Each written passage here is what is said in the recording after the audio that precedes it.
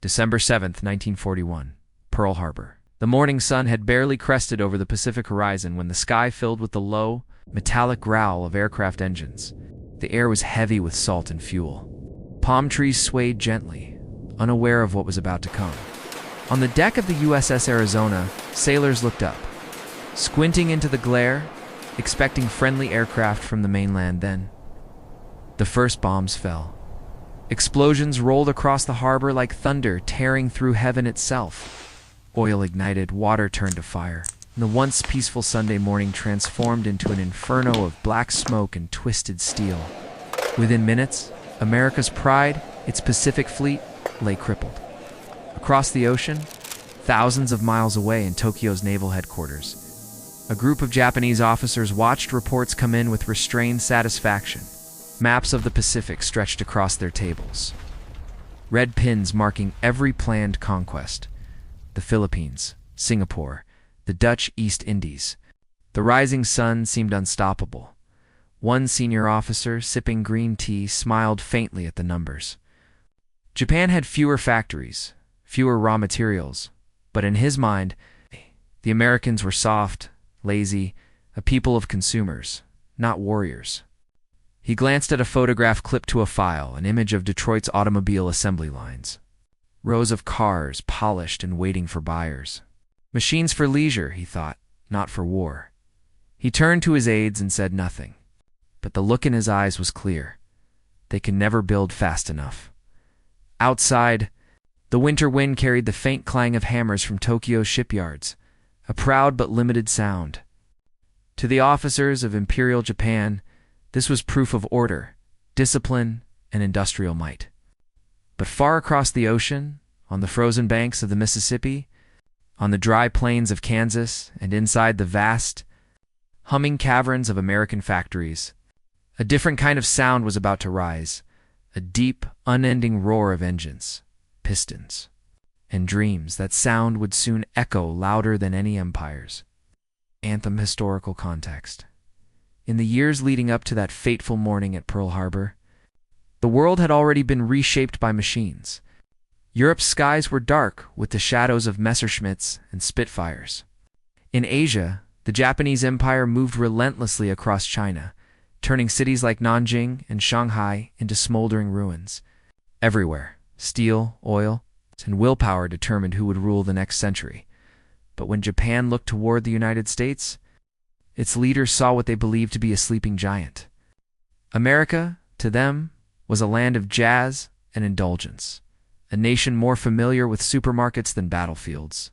In 1939, Japan's industrial production was a fraction of Germany's, and both combined still trailed the vast American potential, though few believed that potential could ever truly be awakened. The Imperial Japanese Navy and Army prided themselves on precision and discipline. Every fighter, every ship, every bullet, crafted meticulously but slowly. The Japanese Zero, their most advanced fighter aircraft, was the symbol of that philosophy. Light, elegant, deadly. But it was also delicate, difficult to replace, reliant on materials Japan could barely supply. America, meanwhile, had yet to fully understand what was coming. Its industries built cars, radios, refrigerators. Its people read newspapers filled with foreign tragedies, but the Great Depression had left them weary. Factories stood silent, waiting. Politicians debated isolation, neutrality, the Atlantic first or the Pacific first. And still, in the minds of many Japanese officers, America was not a threat. One report from a Japanese economic analyst in late 1940 captured that arrogance in a single line. The American people have no war spirit. They will tire before they can produce. That assumption that industrial strength required willpower, and that Americans had none, would soon become one of the gravest miscalculations in modern history. For when the first bombs fell on Pearl Harbor, something ignited across the American continent that no calculation could measure. It was not rage alone, or vengeance. It was resolve. Factories that had built cars began retooling overnight for bombers. The clang of Detroit's auto plants no longer announced new sedans, but the birth of B-24 Liberators. Boeing, Douglas, North American Aviation, Names that would become synonymous with dominance in the skies doubled, then tripled their output within months. Across the Midwest, farmers' sons left their plows to become welders, riveters, and mechanics. Women, once told their place was at home, filled the empty factory lines with oil-stained hands and determined eyes. And in less than a year, the sleeping giant was not only awake, it was building faster than the world had ever seen. The Japanese had believed industrial might was a matter of tradition and hierarchy. The Americans proved it was a matter of imagination and scale. And with every hum of a new engine, every gleaming fuselage rolling off the line, a truth emerged, one that would haunt the Axis powers to their very end. America's strength was not just in its machines. It was in the idea that every citizen could build, contribute, and believe the officers who had once laughed at. Detroit's assembly lines had no idea what was coming next, a storm of aluminum, courage, and freedom that would darken their skies forever. By mid-1942, the laughter in Tokyo's strategy rooms had faded into a cautious silence. What began as sneers toward soft Americans was turning into whispered disbelief. When Japan launched its lightning offensives across the Pacific from the Philippines to the Dutch East Indies, its commanders had expected months, even years. Before the United States could recover, they believed they had shattered the backbone of American naval power at Pearl Harbor. Yet, barely 6 months later, the impossible was happening. New ships bigger, faster, more numerous were already leaving American ports. Aircraft carriers like the Enterprise and Hornet became symbols of an industrial miracle. And in the skies over the Pacific, formations of fresh aircraft appeared so frequently that Japanese pilots began to speak of them with awe and fear. To the Imperial Japanese Navy, it defied logic. Their Zero fighters had once reigned supreme, agile, unmatched in dogfights. But now, wave after wave of American aircraft appeared, Wildcats, Hellcats, and eventually Corsairs built faster than Japan could even train new pilots. The emotional contrast was staggering. 4 Japanese soldiers raised in the code of Bushido. War was an art of endurance, of dying beautifully, of fighting with spirit even against impossible odds. But America's response was something else entirely: cold, mechanical, relentless. While Japan glorified sacrifice, the United States glorified production. While Japanese officers measured valor by death, America measured victory by output. It was as if two civilizations were waging not only a military conflict, but an ideological one: spirit versus system, tradition versus machinery, myth versus mass production, and soon, the numbers became their own kind of poetry. In 1942, American factories produced over 47,000 aircraft. By 1943, that number had risen to 85,000. And by 1944, the United States was building nearly 100,000 planes, a year more than Japan and Germany combined. In the same time, Japan struggled to build 20,000 and could not replace the losses inflicted each month. The laughter had turned to silence, silence to dread. For every Zero that fell burning into the Pacific, another 3 American fighters seemed to appear from nowhere. For every ship sunk, new ones rolled off the docks of San Francisco and Newport News. The Pacific Ocean itself became a conveyor belt of steel. Back in Japan, young officers began to notice something strange in the reports American bombers arriving over islands that had never seen foreign aircraft before. The sky itself seemed to fill with a new kind of sound: the deep, continuous drone of engines built by a nation that no longer slept. One Japanese naval officer would later write in his diary, "Their factories are like volcanoes. They erupt without pause." That sound, the hum of American industry, became a weapon more powerful than any bomb. It was not loud in one place, but everywhere at once: in Detroit, in Seattle, in Pittsburgh, in Kansas. It was the heartbeat of a democracy transformed into an arsenal. And while Japan's officers once prided themselves on precision craftsmanship, America's factories had discovered a different beauty, the beauty of abundance. Every bolt tightened, every wing riveted, every engine tested, all carried The same invisible message across the world: you can strike us once, but we will answer with 10,000 wings. The transformation of the United States from a peacetime, consumer economy into the world's most formidable war machine was not a miracle.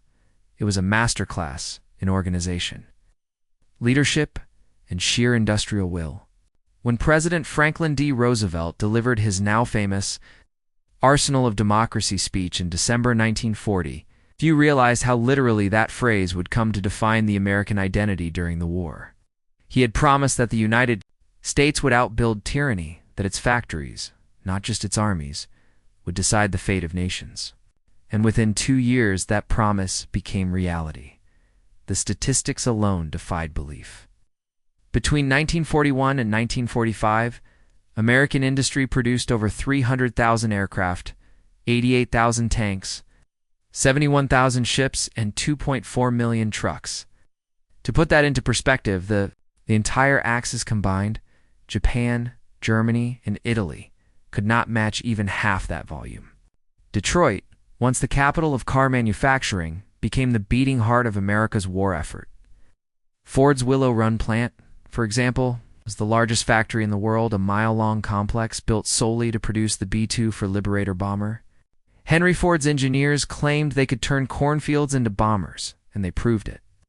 At the height of production, one B-24 left the assembly line every 63 minutes. Photographs from the era show endless rows of aircraft gleaming beneath floodlights, wings stretching beyond the horizon, tail numbers painted in sequence like notes on an industrial symphony. In California, the Douglas and Lockheed factories worked day and night. Owing's Seattle plant produced the legendary B-17 Flying Fortress, and later, the B-29 Superfortress, the very aircraft that would bring the war to Japan's doorstep. Even more astonishing was the workforce behind this transformation. More than 6 million women joined the industrial front, known collectively as Rosie the Riveters. They welded, machined, assembled, and tested the machines of war. For many, it was their first step into independence, a quiet revolution within a larger one. Newspaper clippings from 1943 carried lines like, "Women build planes that men fly to victory." And across the heartland, the sound of production became the soundtrack of defiance. Railcars rumbled through the night, carrying engines and ammunition.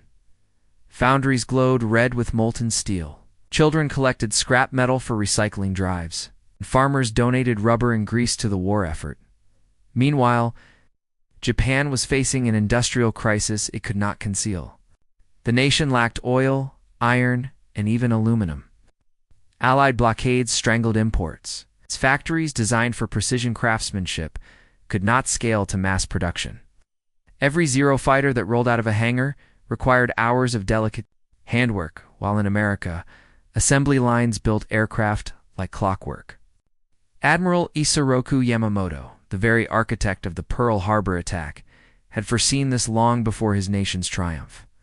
In a private letter written months before the war, he warned, "If we are dragged into war with the United States, we can run wild for 6 months. After that, I have no expectation of success." His words would prove hauntingly prophetic. By the Battle of Midway, just 6 months after, Pearl Harbor, Japan's momentum was already waning. And by 1943, the American skies thundered with thousands of new aircraft, many flown by pilots who had trained in programs funded by the same industrial machine that built their planes. The numbers were not abstract anymore. They were visible, audible, tangible. Every bombing raid, every naval engagement, every convoy that crossed the Pacific was a living testament to America's factories. Those volcanoes that erupted without rest. In war, nations often fight with weapons. But in World War II, America fought with production itself. And as the years went on, even the Japanese high command began to understand that they were no longer fighting a military opponent. They were fighting a system, a living organism of democracy, fueled by belief and machinery. Each factory whistle that blew at dawn was not just a call to work, it was the sound of a nation proving that freedom could outbuild fear. By 1944, The Pacific no longer belonged to Japan. What had once been an empire of rising suns was now shadowed by the wings of an industrial colossus. The transformation that swept across the United States was not merely mechanical, it was spiritual, and what began as a stunned, wounded nation after Pearl Harbor had evolved into something unprecedented, a people united not by conquest, but by purpose. From the smallest steel mill in Pennsylvania to the massive shipyards of California, every heartbeat in America pulsed to the rhythm of production. The war had erased boundaries between states, genders, and classes. The assembly lines became the new front lines where men and women, young and old, stood shoulder to shoulder, their sweat and skill forging weapons of liberation. And this transformation reached far beyond machines. Before the war, America was still emerging from the Great Depression. Unemployment had shattered morale, and many questioned whether democracy itself could compete with the efficiency of totalitarian regimes. Nazi Germany boasted of its order and discipline, while Imperial Japan spoke of its divine destiny. But as the war pressed on, the proof came not from ideology, but from output. Democracy, messy, divided, argumentative, had achieved what tyranny could not. It had turned freedom into productivity, unlike the Axis powers. Where citizens labored out of fear, Americans labored out of conviction. They built because they believed their work had meaning, that every tank, every bomber, every bullet represented not just a nation but an idea. When Japanese strategists studied the scale of American production, they could not comprehend it. They measured by numbers. The Americans measured by belief. A recurring symbol began to emerge from this transformation, one that seemed almost trivial yet perfectly encapsulated the difference between the two worlds: the tin lunchbox. In factories across America, from Detroit to Dallas, millions of workers carried their meals in simple tin lunchboxes, sandwiches wrapped in wax paper, coffee in thermos flasks. Each noon break, the sound of hundreds of lunchboxes clicking open filled the air, an orchestra of ordinary lives sustaining an extraordinary effort. In those lunchboxes were peanut butter sandwiches, cold meat, apples, pie, humble food that symbolized something the Axis empires could never replicate: abundance. While Japanese workers rationed rice and soldiers in the Pacific ate what little could be shipped through blockades, the American factory worker ate freely, refueled, and returned to build again. The sound of the lunch whistle and the smell of warm bread became as symbolic as the roar of engines. That small ritual, a meal in a tin box, reflected an entire civilization's strength. It was not just food, it was confidence.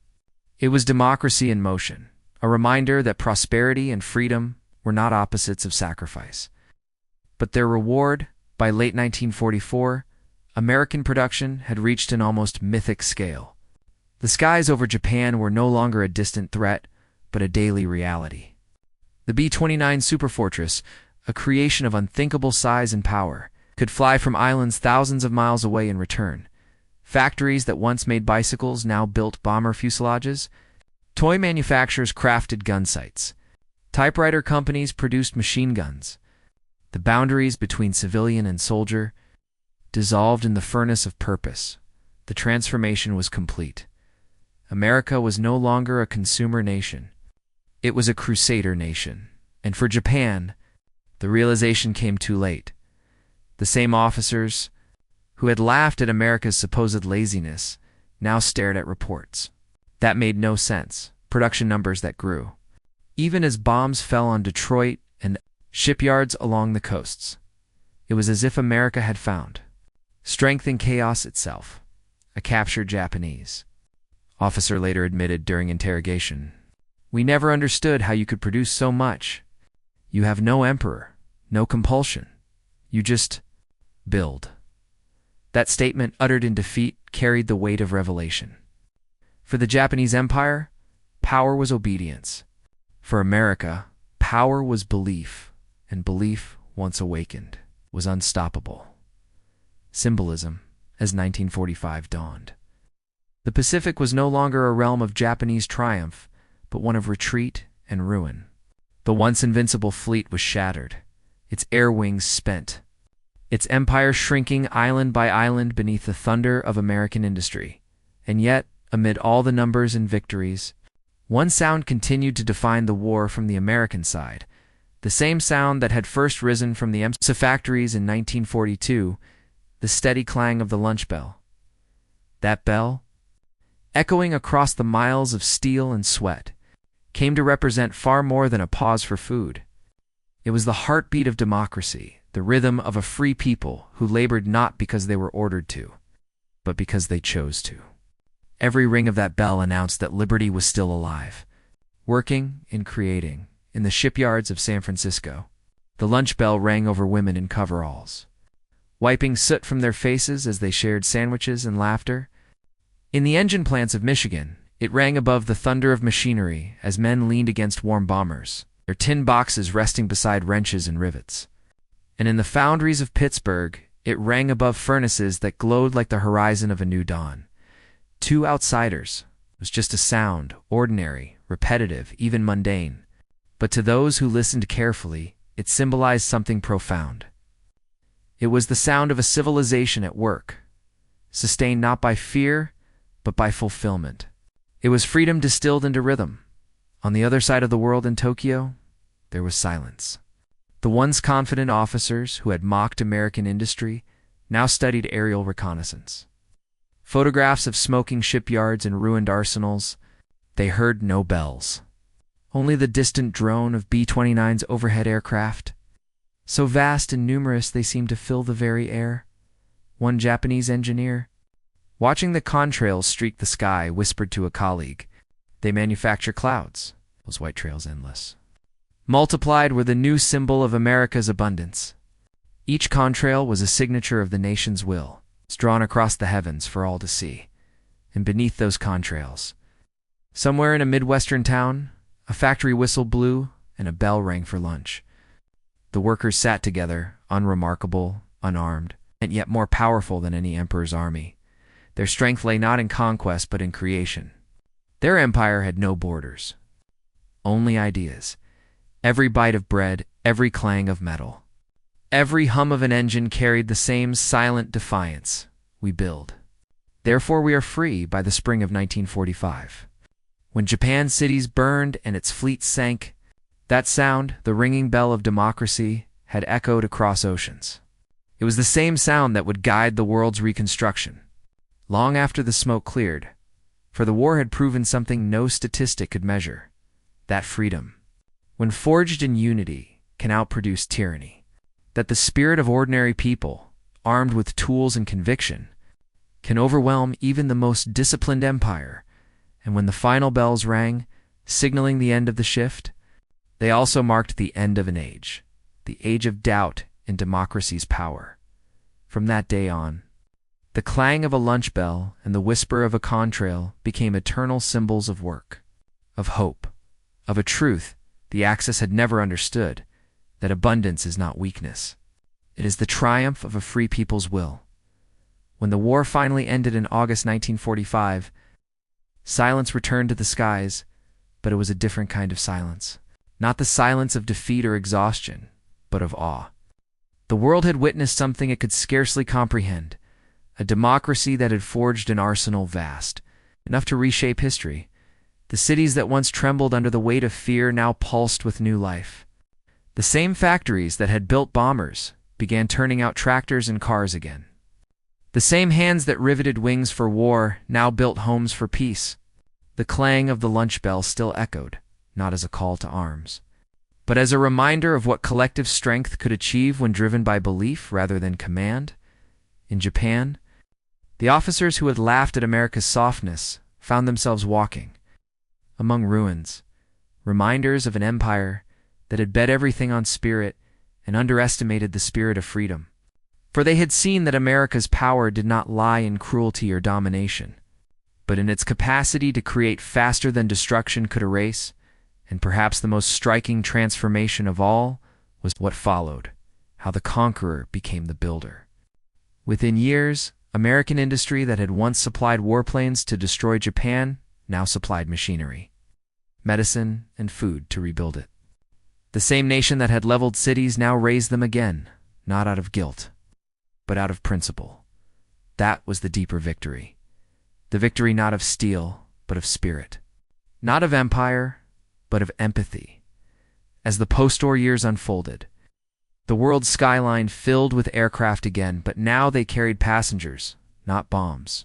They flew across oceans that once divided enemies, now connecting them. In every hum of a jet engine was the echo of those wartime factories, the sound of a people who had once built for survival. Now building for progress, the tin lunchbox. That simple symbol of the American worker endured. It remained on desks, construction sites, and assembly lines, a quiet relic of a time when ordinary people became the backbone of victory. To future generations, it came to mean something greater, that strength can be humble, and greatness can begin with a single meal carried to a long day's work in the end. Japan's laughter had been replaced by respect, even admiration. The same engineers who once sought to outbuild America now studied alongside their former adversaries. Learning, teaching, rebuilding, the sound of American industry, that unending, defiant roar had changed the world. But its legacy was not the noise of war. It was the quiet hum of freedom, of nations rebuilding side by side, of people dreaming again. From the fires of Pearl Harbor to the factories of Detroit. From the ashes of Hiroshima to the towers of Tokyo, a single truth emerged. Shining above all others, freedom is the only force capable of producing both victory and mercy. And so, as history closed the chapter on the most destructive war ever fought, the last image was not of bombs falling, nor ships sinking, but of a worker's sleeves rolled up, lunchbox in hand, walking toward a factory at dawn. Somewhere, a bell rang, and the world began building again.